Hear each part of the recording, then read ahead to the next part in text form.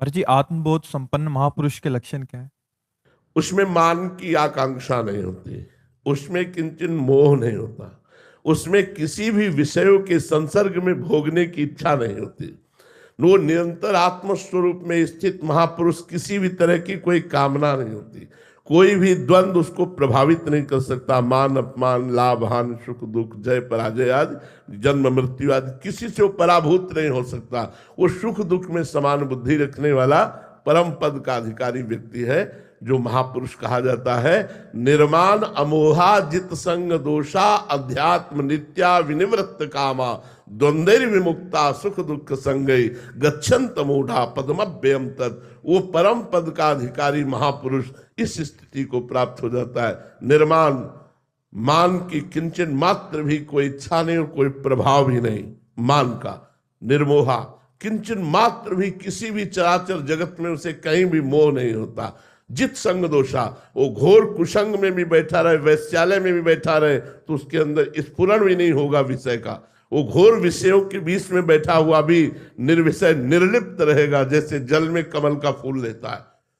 कोई भी चिंतन बाहरी नहीं, निरंतर वो अपने स्वरूप में स्थित, अध्यात्म नित्या और विनिवृत्त कामा, समस्त कामनाएं जिसकी शांत हो चुकी है, और जो सुख दुख में समान भाव रखने वाला है, और द्वंद्व विमुक्ता, जो द्वंद्वों से मुक्त है, वो परम पद का अधिकारी। महाराज जी, ये तो सब आंतरिक स्थितियां हैं, तो एक सामान्य जन उसको इसीलिए तो पहचाना नहीं जा सकता कि आत्मबोध किसे प्राप्त है। आत्मबोध में कोई मुकुट या सींग तो नहीं लग जाते, वो तो आंतरिक स्थिति होती है। इसीलिए आंतरिक स्थिति के महापुरुष को आंतरिक स्थिति वाला ही पहचान सकता है।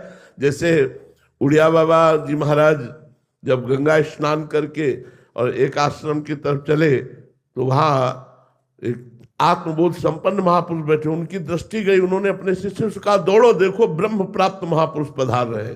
देखते ही एक दृष्टि में जान लिया कि ब्रह्मबोध संपन्न महापुरुष है। 18 घंटे पद्मासन में बैठना, एक कवल केवल दाल रोटी खाना, एक कवल ऐसे सनवा के और मुख में डलवा लेते, एक कवल केवल 18 घंटे पद्मासन, तब आत्मस्वरूप का बोध प्राप्त हुआ।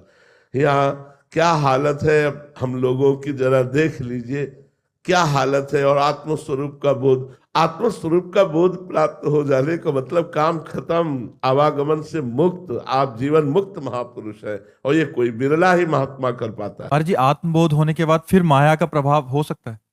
नहीं, जैसे जगने के बाद स्वप्न का क्या प्रभाव। जो सपने सिर काटे कोई, बिन जागे दुख दूर न हुई। लेकिन जब जगे तो ना अस्त्र था, ना कोई काटने वाला था, ना कोई कटने वाला था। तो ये तो माया स्वाप्निक है। मां माने नहीं, या माने जो है नहीं पर भास रही है, उसी का नाम माया है। जो जगा हुआ पुरुष है, तो जैसे स्वप्न का कोई महत्व नहीं होता, ऐसे इसका कोई महत्व नहीं होता। माया का कोई महत्व उसके सामने नहीं। महाराज जी, गुरुजनों के वचन से जैसे एक नींद टूटती है तो एक चेतना से आती है, तो फिर से सो सकते हैं महाराज जी? इसमें भी ऐसा होता है कि पूर्ण जाग गया, या उसके भी लेवल होते? ये जागने का जागा हुआ नहीं माना जाता। जागा हुआ जो माना जाता है, जो कभी फिर सोए ना। जब जाग गया तब सोना क्या, जब समझ गया तो रोना क्या। जो जगा हुआ पुरुष है, मोह निद्रा एक बार भंग होती तो दोबारा मोह आक्रमण नहीं होता। वो आत्मस्वरूप नहीं, स्वात्मारामम विषय मृत तृष्णाम भ्रमयति। आत्माराम पुरुष कभी विषय मृत तृष्णा में भ्रमित नहीं होता। जी।